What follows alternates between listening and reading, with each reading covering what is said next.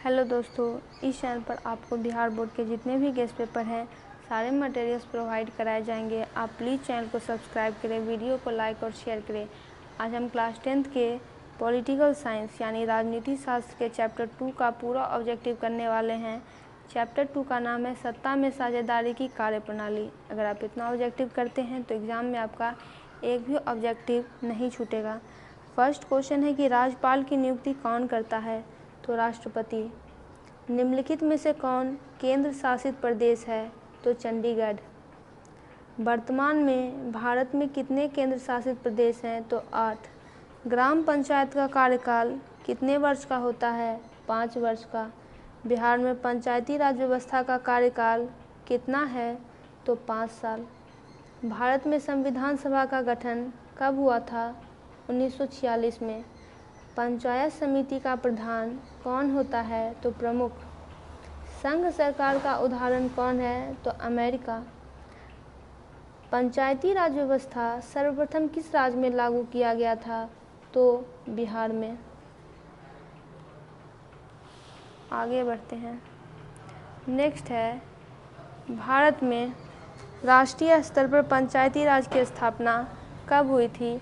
1959 में। भारत में नगर निगम में वार्डों की न्यूनतम संख्या क्या है? तो 42। भारत में वोट देने यानी मतदाता होने की न्यूनतम यानी आयु क्या है? तो 18 वर्ष। भारतीय संविधान की 8वीं अनुसूची में कितनी भाषाओं को स्थान दिया गया है? तो 22। पंचायती राज संस्थाओं को संवैधानिक दर्जा किस संविधान संशोधन से प्राप्त हुआ है? तो 73वां। भारत में सर्वोच्च न्यायालय के मुख्य न्यायाधीश की नियुक्ति कौन करता है? तो राष्ट्रपति।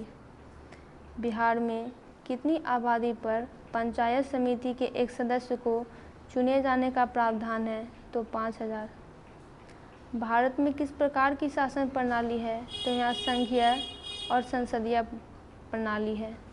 निम्न में से कौन नगर निगम के आय का स्रोत नहीं है? तो आयकर।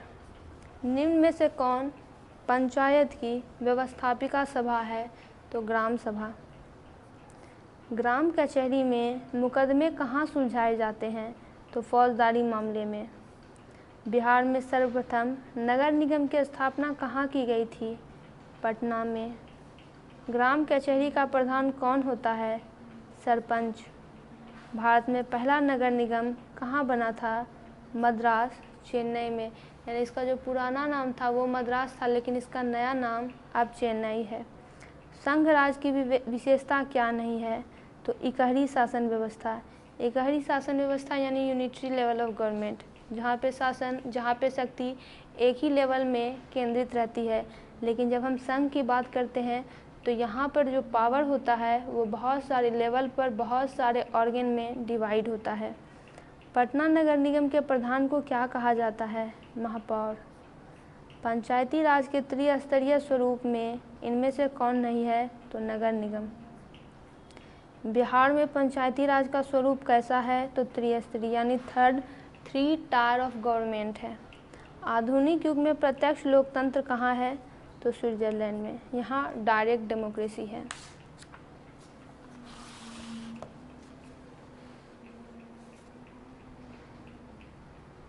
आगे है कि समवर्ती सूची में किसे रखा जाता है? तो केंद्र एवं राज्य दोनों को। ग्राम पंचायत का सचिव कौन होता है? पंचायत सचिव। भारत में योजना आयोग का गठन कब किया गया था? तो 15 मार्च 1950 को। स्थानीय स्वशासन राज्य के नीतिक निर्देशक सिद्धांतों के किस अनुच्छेद में है? तो अनुच्छेद 40 में। भारत में महिलाओं के लिए 50% आरक्षण की व्यवस्था निम्नांकित में किस संस्था में की गई है? पंचायती राज व्यवस्था में। भारत में संघ एवं राज्यों के बीच अधिकारों का विभाजन कितनी सूचियों में हुआ है? तो 3 सूचियों में। एक होता है संघीय सूची, फिर होता है राज्य सूची और एक समवर्ती सूची। यानी एक होता है स्टेट लिस्ट, कंकरेंट लिस्ट और एक यूनियन लिस्ट। निम्नांकित में कौन सा कारक ग्राम कचहरी का अंग नहीं है? तो मुखिया। भारतीय संविधान में अधिकारों की सूचियाँ कितनी हैं? तो 3।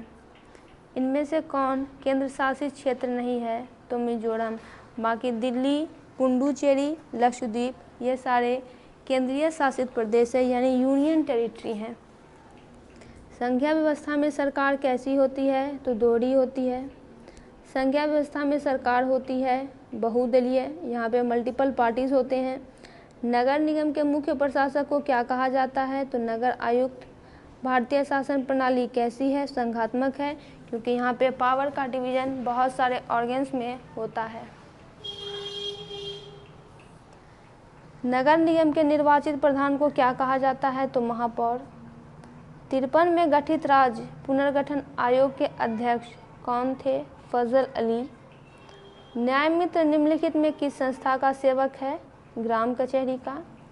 पंचायत समिति का कार्यपालक पदाधिकारी कौन होता है? प्रखंड विकास कार्याधिकारी। बिहार की पंचायती राज संस्थाएं कैसी होती है? त्रिस्तरीय। निम्न में से कौन सा पंचायती राज के त्रिस्तरीय संरचना का भाग नहीं है? तो राज्य परिषद।